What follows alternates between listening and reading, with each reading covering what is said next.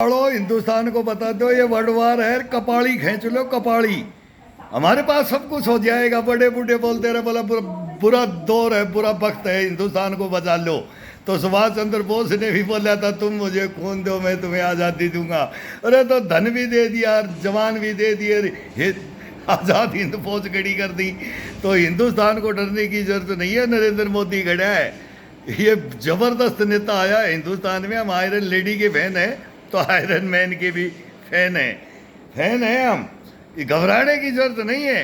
अब हम तो कपाड़ी खींच लो, इनका सब गोला बारूद खत्म हो जाएगा, बढ़ा नहीं पाएंगे ये। और हिंदुस्तान धकाधक बढ़ा रहा है, सब चाइना बना रहा है, उधर किंग जोंग बना रहा है, रशिया उधर पूरा नाटो का फुकवा रहा है, अमेरिका का फुकवा दिया, अब ईरान फुकवा देगा, और अब चाइना के पास ताइवान पे करेगा। जब रोक के दिखाए तो अमेरिका को मानेंगे, ईरान को तो ले लेगा लेकिन चाइना से फंसना पड़ेगा। और फिर किंग जोंग दक्षिण कोरिया पे मारेगा और जापान पे वर्ल्ड वार है। और फिर हमारा हम बोलते कपाड़ी खींच लो कपाड़ी। और फिर पाकिस्तान बोल चाइना से हथियार मांगता है कि टर्की से हथियार मांगता, कौन से देश से हथियार मांगता है? इसको हथियार ही नहीं मिलेंगे, वो अपनी लड़ेंगे कि इसको हथियार देंगे। हाँ, विनाश काले विपरीत बुद्धि, ये अभी समझ जाए ये क्या ढाका आ रहे हैं। हमने बांग्लादेश आज़ाद करवाया था, हल जोतते हुए किसान गए थे हिंदुस्तान से युद्ध लड़ने के लिए।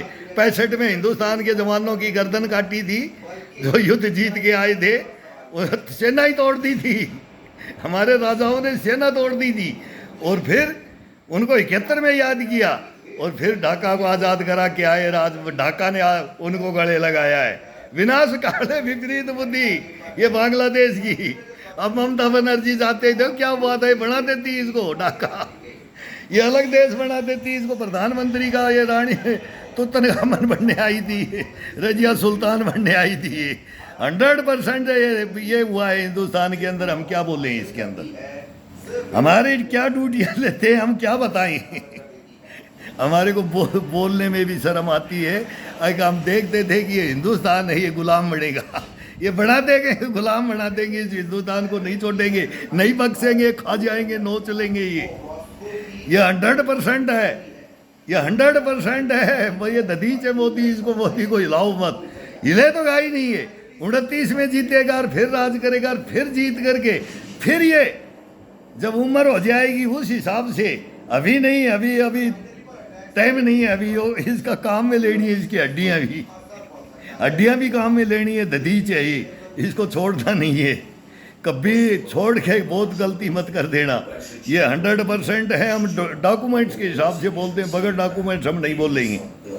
सैनिक हैं, डॉक्यूमेंट्स के अलावा हम नहीं बोलेंगे। हम भोग तो भोगी हैं, शहीद हुए हैं देश के लिए, तो हम बोलते हैं। और हमारी फाइल चेक करो कि क्यों कौन शहीद करता है, कैसे शहीद होते हैं, और कैसे रिश्वतखोर आके आते हैं। भ्रष्टाचारी अब नहीं आ रहे, नहीं तो ये 1 मिनट में हथकड़ी लगा लेते मेरे को। मैं कोर्ट में जाता हूँ तब भी पुलिस बुलाते हैं, तो पुलिस के जवान भी समझते हैं, वो देख लेते हैं सच है, वो सच कभी रोक नहीं सकते। उसको दबा सकते हो, कितना दिन दबाओगे, लेकिन उसको रोक नहीं सकते। न्याय लेके छोड़ूंगा, न्याय लेके, और न्याय हिंदुस्तान को दिलाऊंगा। ये मेरी न्याय नहीं है, इस जवान की न्याय नहीं है, वो युद्ध लड़के गए उनकी न्याय है, ये हमारी न्याय नहीं है। हमारे को कोई रोकने वाला ही नहीं है। अब ये पाकिस्तान तो अपने आप ही शिकंजे में आता जा रहा है। अब ये तड़फड़ा गया है। ये बांग्लादेश जाकर के उनका राष्ट्रपति भी जा रहा है और उनका जनरल भी जा रहा है। और इधर बंगाल में ये हुआ है, सबको मालूम है कि हिंदुस्तान जीता है। इसमें बंगाल नहीं, बंगालियों को सैल्यूट है।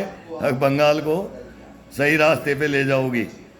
ना तो योगी गलत है, ना उधर आसाम का, कांग्रेस में ही तो थे, वहाँ गए, अब नाम कमा लिया ना। सही बात पे आओगे तो नाम कमाओगे, और छोड़ के आ जाओ। जो भ्रष्टाचार कर लिया करके फिर बोले ना इसमें वॉशिंग मशीन में धुल जाओ, धो देगा नरेंद्र मोदी, धो देगा, सबको धो देगा, किसी को नहीं छोड़ेगा। राष्ट्रपतियों को सुबह बाथरूम में मिले हैं तो वो इंदिरा थी, आयरन लेडी थी, उसके भी गुण गाए गए थे, इमरजेंसी भी लगाई थी, फिर भी गुण गाता है देश। हाँ, करती थी, अड़गी थी अमेरिका के साथ में, वो नाम कमाया था। बाकी तो युद्ध जीत करके हार गई थी इंदिरा गांधी टेबल पे भाई। भुट्टो के पसीने आ गए थे, लेकिन हमारे आज भी युद्धबंदी 58 जेलों में चक्की पीस रहे हैं, बोले कंकर पत्थर खा रहे हैं। हम तो छुड़ा के ले आए हैं, हम तो अपना फूफा को छुड़ा के ले आए हैं अपनी दम पे, अपने पैसे से।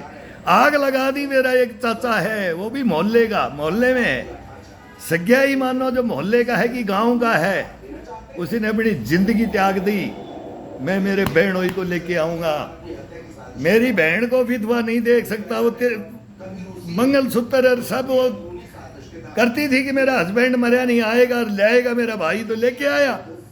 और जब उन्होंने हमारे को, हम बच्चे थे छोटे छोटे, ज़्यादा नहीं ज्ञान था, 5 क्लास में पढ़ रहे थे, और मेरा बाप भी 3 युद्ध लड़ा था और उन्हीं के साथ वो फंस गए थे। किडनैप कोई भी हो, हमने से नहीं खत्म हो गया था। किसी के पास क्या हुआ था, इन्होंने, उनको पता ही नहीं है। 40 गोली देख करके, पीटी शूज देख करके चाइना का, बोले चाइना का मुकाबला करो।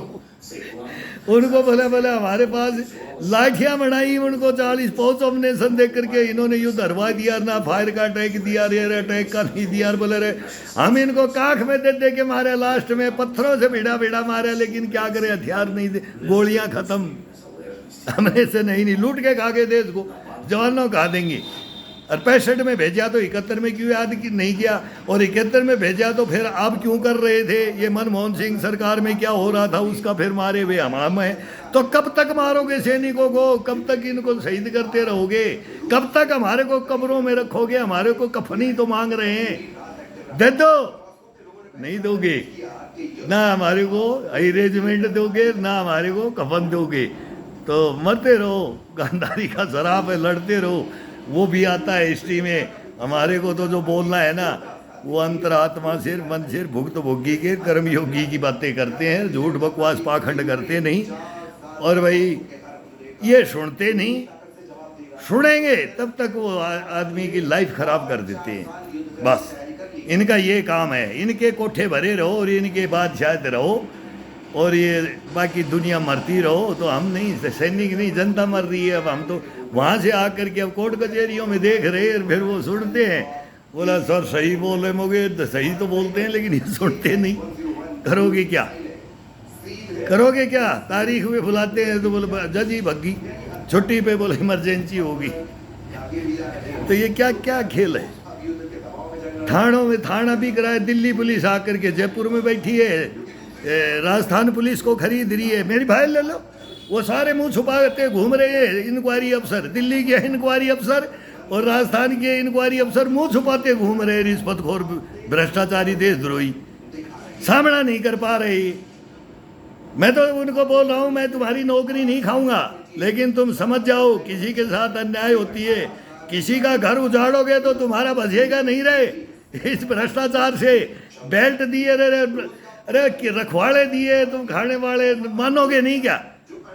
तनख्वाहें मिलती है, टीएडीए मिलते हैं। अरे ध्यान से एक परिवार लेकर के एक मजदूर भी चलता है, तुम्हारे को बढ़िया तनख्वाह मिलती थी, हमारे टाइम में तनख्वाहें भी नहीं दी। ये क्या बात कर रहे हो, कैसे कैसे हमने नौकरी, इसमें तो रेडी लगा ले तो बढ़िया है, इस फौज की नौकरी से तो ऐसे ऐसे बोलना पड़ता था अंतरात्मा से। और तुम्हारे जैसे डकैत बनना है तो फिर वो देश तो गड्ढे में है ही। तो ये भ्रष्टाचार तो गड्ढे में ले जा रहा है, कोर्ट कचहरी ले जा रही है, थाने ले जा रहे हैं। मैं भुगत भोगी कोर्टों का चक्कर लगा रहा हूँ, तो मैं देख रहा हूँ और मेरे फाइलें देख रहा हूँ, और जज भग लेते हैं, थाना और इंक्वायरी अफसर भग लेते हैं।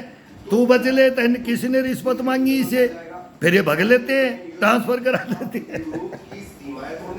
दूसरा आएगा, वो आएगा, बोले री हाँ क्या गिरी भाई, अरे कितनी बार बुलाओगे रे, एक ही बात, 1 मिनट का फैसला है, 1 मिनट का। 50 खाप पंचायतें मेरे से टक्कर ली है, एक मेरा पर्सनल चल रहा है पारिवारिक। और उसका इतिहास बताऊं तो क्या हिंदुस्तान ये मुंह दिखाने लायक रह जाएगा। इनकी शिक्षा नीतियाँ, बेटी पढ़ाओ और बेटी बचाओ, और फिर ये कर रही हैं। तो बेटियां बेटियां भी हैं, लेकिन वो डायन भी हैं, और लड़के भी हैं, और लड़कियां भी हैं। फिर हम बोलते हैं अर्धनारीश्वर, उसके हम पुजारी, हम गलत नहीं हो सकते कभी नहीं, लेकिन कर दिया जाता है तो कर दिया जाता है, तो हमारा कसूर नहीं। लेकिन दूसरा मार जाता है ना, तो वो क्या करोगे। बोले मैं माता ने लिखा जोखा, तो भाई वो लिखा के लाया, भोगना पड़ेगा। बोले मेरा बाप दादा, मेरा काका बाबा, मेरा क्या कसूर था, हम पूछेंगे चीफ जस्टिस से।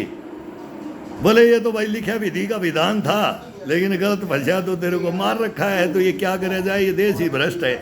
तो हम अब आ रहा हूँ मैं सुप्रीम कोर्ट में चीफ जस्टिस आ रहा हूँ, लेकिन अब कोई आने का रास्ता, बहुत महंगा रास्ता है बहुत महंगा, तो वो रास्ता भी खोज रहे हैं और आ रहे हैं।